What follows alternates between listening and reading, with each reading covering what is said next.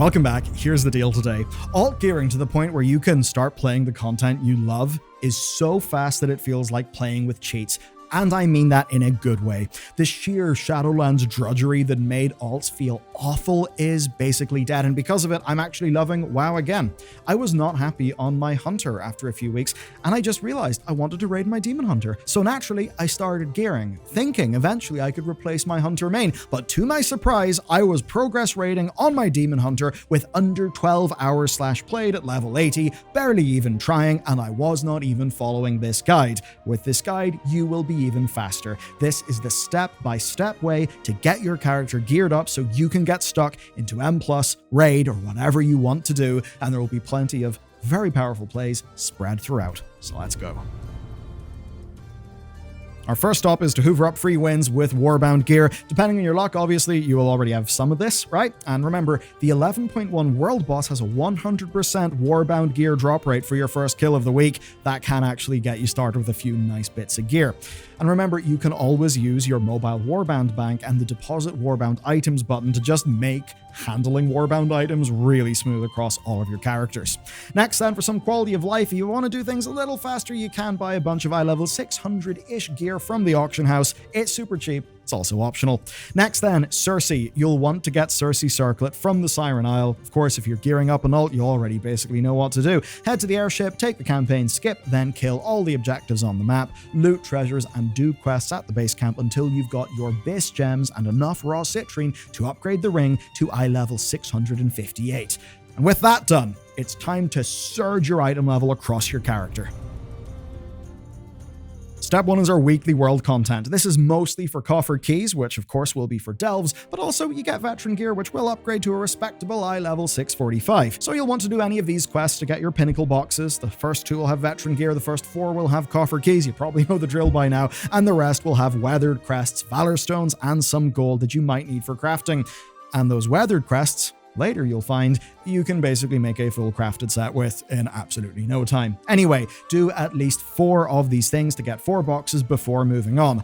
And I'd recommend doing the special assignment world quest ones. Those are super fast. Plus, you unlock those by doing world quests, and those world quests may have gear or coffer key shards. And if you want a real easy way to parse all that info, download Angrier World Quest. It's a really good add-on. Use that, zoom out to this map, and just click on the gear filter button, and that will show you just the world quests with attached gear. So, knock those out, knock out your 4 weeklies, and of course, think about the weekly bonus event. Whenever this video goes up, it will be bonus dungeon week. That'll give you a huge bit of gear for doing 4 mythic dungeons, so hop into the group finder and run 4 quick mythic zeros to get a juicy bit of Undermine raid loot. If Mythic Zero is a little bit too much for you right now, don't worry, feel free to loop back to this a bit later on. On other weeks like Time Walking Week, it is much easier to do the weekly quest, and if it is a Time Walking Week that's got a raid, definitely do the raid. That will get you some Undermine loot as well.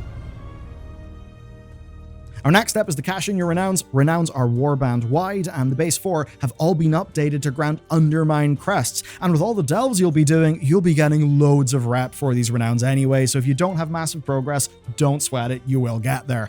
As an example, right, we ended up just hoovering up these Renown rewards from the various vendors, just on our fresh alt. We had 5 keys, 600 Valor Stones, 150 Weathered Crests, and 210 Carved Crests, and that was all without touching a single bit of content, just talking to NPCs.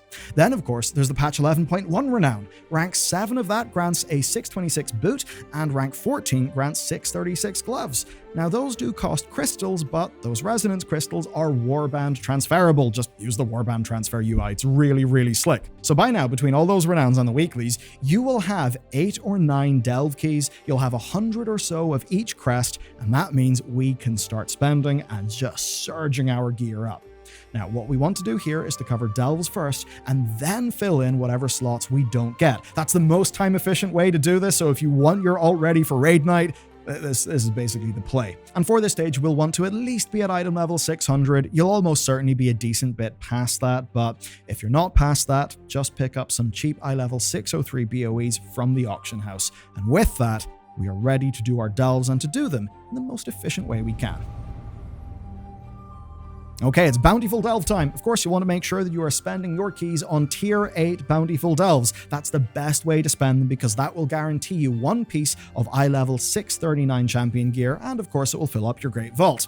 And that's why that last step was important. You can basically start clearing Tier 8s at around item level 600. Some specs may find that a little bit harder and might want some more item levels. So the thing to do is to find Bountiful Delves in the map, and a really cool trick for this is to get the add-on Plumber. It makes loads of amazing tweaks to the UI that should be there by default, and one thing it does is show which delves are bountiful on the continent map, which is very helpful. So, if you are a tank player or a DPS, I recommend you use Healer Bran, and in terms of the curios, I'd also recommend the Mechasaur kit for extra crowd control and the Pacifist rig to boost your damage. At tier 4, the Pacifist rig really is kind of insane. So, take these slow and steady, especially at the lower item levels. Interrupt and stun everything you can, and be very careful to take one pack of mobs at a time. A lot of our players will not be used to playing slow and steady like this because it's just, hold W and be a gigapumper. But trust me, it's worth it. And by starting off at this stage, we are the most time efficient because we are targeting that really good delve gear, and that really good delve gear will make your character feel more powerful fast, which funnily enough makes WoW actually feel good as an action RPG. Now, if you're a healer, you'll want to run with Tank Bran and swap out the Mechasaur kit for the Pinged Augment chip. It has been nerfed, but the Pinged Augment chip is still, I think, by far the best. It gives Bran much needed health and damage for almost no cost. And with only 4 Bountiful Delves up each day, even if you've got more keys, you will have to wait until tomorrow to do more. So just do these every day until you run out of keys. Fairly obvious. Obviously then, if you want more keys, be sure to scan world quests to see the ones that have got shards, and then there's how you spend your Radiant Echoes. You'll want to spend those ideally in locations where there are loads of other players. You can use the group finder for this as well, and that's just because if you can get a higher score, you will get more coffer key fragments, and that will mean more loot, which is what we want. Now, there is a stretch goal. It's not necessary, but it's a big help. So if you've got the Bran levels and the patience, try to do at least 3 tier 11 delves. That's because finishing a tier 11 bountiful with lives left will net you 7 gilded crests. You can do that 3 times, and in total, the gilded crests you get from this can turn into the very best crafted gear in the game, which will have you feeling pretty damn powerful. But before we think about crafting, there is one more thing for the delves. The actual best gear that you can get is from the Delver's Bounty. Now, the Delver's Bounty is an item that has got a chance to drop in a bountiful delve, but unfortunately, it is rather inconsistent. Once I did 8 delves and I did not get my bounty. I was pretty ticked off. There's a limit of 1 per week, but the reward is a piece of hero gear, which you absolutely want, and you will want one every week. And there is a trick around this. It's an item called the Wave Scrambler. This item costs 2,000 undercoins, which may be the limiting factor because you might not have the undercoins, but it is huge because whenever you use it in a delve, after you trigger the res stone, it will summon in the underpin.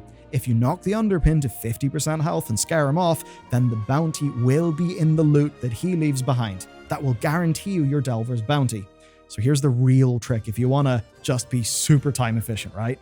Summon him in at least a tier 8, but ideally a tier 11, because that way you'll actually get extra gilded crests. Yes, if you use your Delver's Bounty on a tier 11, you get even more gilded crests.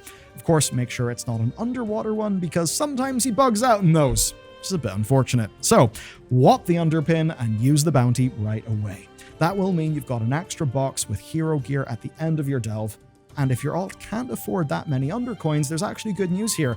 Now, sadly and stupidly, undercoins are not warband transferable, but the good news is the Wave Scrambler is. So you can pick up the Wave Scrambler in your main and then send it over to your alt, and that way you will guarantee yourself a Delver's Bounty. And by the time we've done all this, we will have 1 bit of hero gear, we will have filled our Great Vault slots, and we'll have a load of champion gear. Our next step then is to use crafting to fill in the weak spots, and I know a lot of people's eyes glaze over at crafting. Seriously, do not sleep on it. It is absurdly powerful, and I'll now explain exactly what to do. First up, how does an essentially free piece of 658 gear sound? I'd reckon pretty good. What you want to do is go to Smacks and then pick up the campaign skip, then smack Gallywix in story mode, and that will get you an enchanted ruined crest. This is the first piece of the puzzle. Now, by this point in time, you'll have likely picked up some half sparks. what you want to do is turn those half sparks into a spark. And of course, to do that, you just right click on it. Do be sure to go to Donegal and of course talk to the vendor there at the Catalyst. He will likely have another half spark for you. It's a bit weird, but long story short, some people did an exploit, so Blizzard basically added in a free spark instead of rolling the exploiters back. And that means that by the time this video comes out, you should have 1 full spark and 2 half sparks, meaning 2 full sparks, maybe even a little bit more, and that means loads of crafted gear. You can use one of those sparks with that enchanted ruined crest that you got from story mode to make a 658 bit of gear, or you can use 2 if you want to make a 2-handed weapon. Just ask in trade chat for a crafter, buy the Q3 quality 3 mats from the auction house. The add-on Auctionator makes this extremely simple, by the way, and then go to the crafting order table to get that made. And if you don't know what to make or what stats to use, just check out a class guide and that will basically tell you what the best things are. Though my main recommendation would be to make a weapon and just put your best embellishment on that weapon. For most people, that will give you the most DPS early on. And of course, if you've got a spark left over, you can go and make some other things. Of course, it's only 45 ruined crests for an enchanted ruined crest, and it's 60 gilded crests for an enchanted gilded crest. And the really cool thing is you no longer need an enchanter. You can buy the enchanted crest straight from the vendor, and that at least cuts out one of the annoying steps that people found with crafting in Season 1. And of course, with all the delves you've been doing, and all of those renowned crests that you've picked up, you will be swimming in crafting resources. So you can just repeat the process, ideally filling out your next weakest slot and getting a second embellishment, ideally one that your class guide recommends. By this point, you'll probably be out of sparks, but if not, there's actually really good news.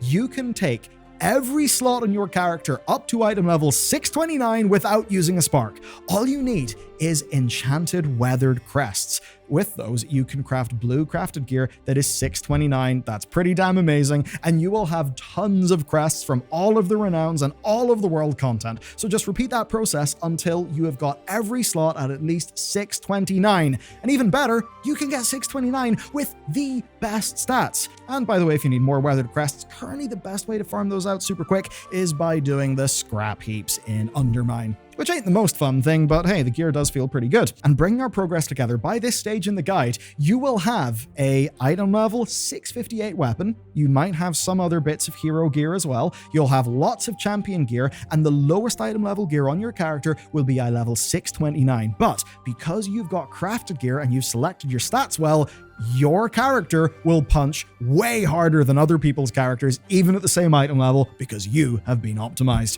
Now, of course, even with all this said, we still have lots of resources to spend.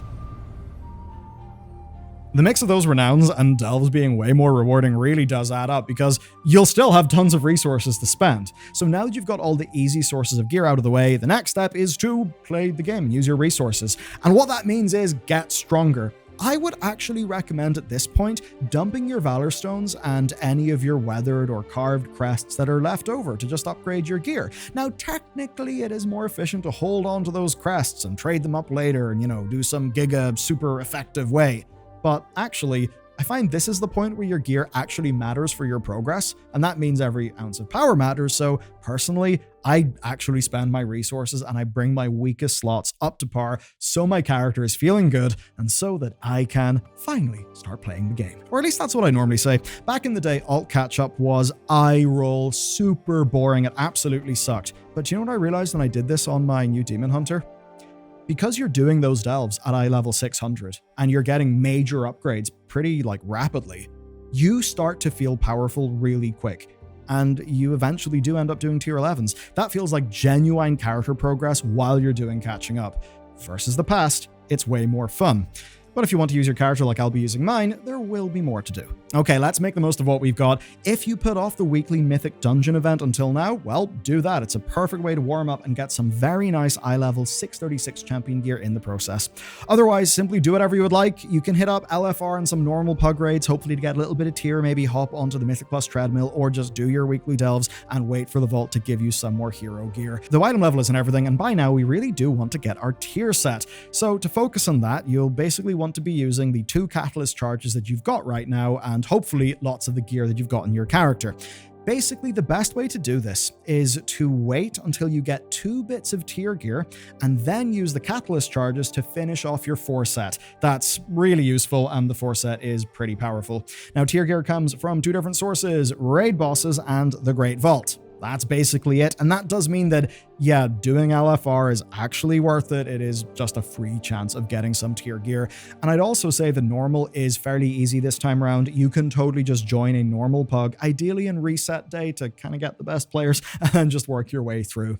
If you're up for it, you can try some heroic pugs, a little bit harder, but there is a forbidden art to getting tier even faster, but only if you've already got geared characters. And that's just because bosses in the raid have got a chance to drop warbound tier tokens. So you can just take characters that you've got and ram them through the raid on LFR and whatever else they're capable of, and you may even get some of those warbound tier slots. Anyway, once you've got your 4 set and gear that's between eye level 629 and 645, you are ready for literally whatever you want to do. And if you want to try something else, if the game's gotten stale for you, totally try another spec, try another role, and if you want to see how Havoc Demon Hunter changed as a spec to the point where I am now absolutely loving it, even though just a short while ago it was literally a dying spec, watch this video next.